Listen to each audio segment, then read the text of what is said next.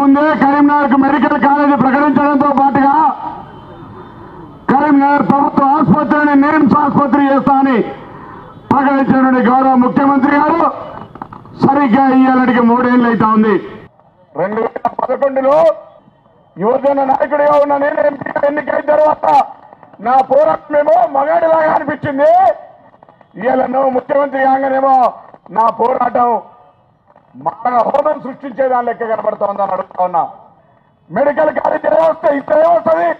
ఎందుకు medical college కొరకు పొన్నం పోవడానికి ఇంత పట్టు ఎందుకు దీక్ష చేస్తుండని అడుగుతున్నట్టు ఉన్న వాళ్ళకి జవాబు చెప్తా ఉన్నాం. ఒకవేళ ఏ ఉద్యమం చేసిన తర్వాత కూడా టీఆర్ఎస్ పార్టీ మెడికల్ కాలేజ్ ఇవ్వకపోతే పొద్దున పెద్దలందరూ చెప్పారు, మళ్ళొక్కసారి కాంగ్రెస్ పార్టీ నాయకుడిగా రాబోయే ప్రభుత్వం కాంగ్రెస్ ప్రభుత్వమే. కాంగ్రెస్ ప్రభుత్వం వచ్చిన తర్వాత వెంటనే మెడికల్ కాలేజీకి శంకుస్థాపన చేస్తామని జిల్లాలో అనే మాట సందర్భంగా మనం చేస్తా ఉన్నాం. కేసీఆర్ గారు నువ్వు మొంటైతే నేను జగమండి బిడ్డ. నువ్వు అనుకుంటావు పొద్దున జానారెడ్డి గారు పెద్ద మనిషి, తండ్రిలాగా మాకు గౌరవం ఉంది వారంటే. రాజకీయంగా ఒక అనుభవం పెద్ద, చాలా 18 సంవత్సరాలు నైతిక విలువలతోటి మంత్రి పదవి చేసిన వ్యక్తి. ఈరోజు 3 సంవత్సరాలకే ముఖ్యమంత్రిగా నైతిక విలువలకు కానీ ఒక ప్రతిపక్షానికి లేదా అన్న మాట మీద నిలబడాలనేటువంటి నైతిక విలువ లేని మోరా తెలియనటువంటి కేసీఆర్ లాగా కాదు. అందుకే కేసీఆర్ లాంటి మూర్ఖుడి యొక్క వ్యవస్థ గురించి తెలిసి, కేసీఆర్ లాంటి దుర్మార్గుడు కుతంత్రాలు తెలిసి ప్రభాకర్కి ఎక్కడి పొందగలుగుతుందనే ప్రేమ ఆప్యాయతతోటి నాకున్నటువంటి ఆదర అభిమానం, నా మీద ఉన్నటువంటి లవ్ అండ్ ఎఫెక్షన్ తోటి ప్రభాకర్ దీక్ష చేస్తే బాగుంటుంది అనుకున్నాడు.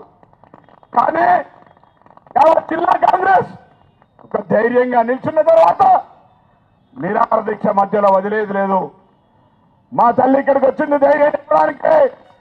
బిడ్డ ఏం లే, నువ్వు కేసీఆర్ ముండైతే నువ్వు జగమండు ఏం పర్వాలే ముందు కొమ్మని చెప్తా ఉన్నది. నా తల్లి ధైర్యం ఇస్తా ఉంది.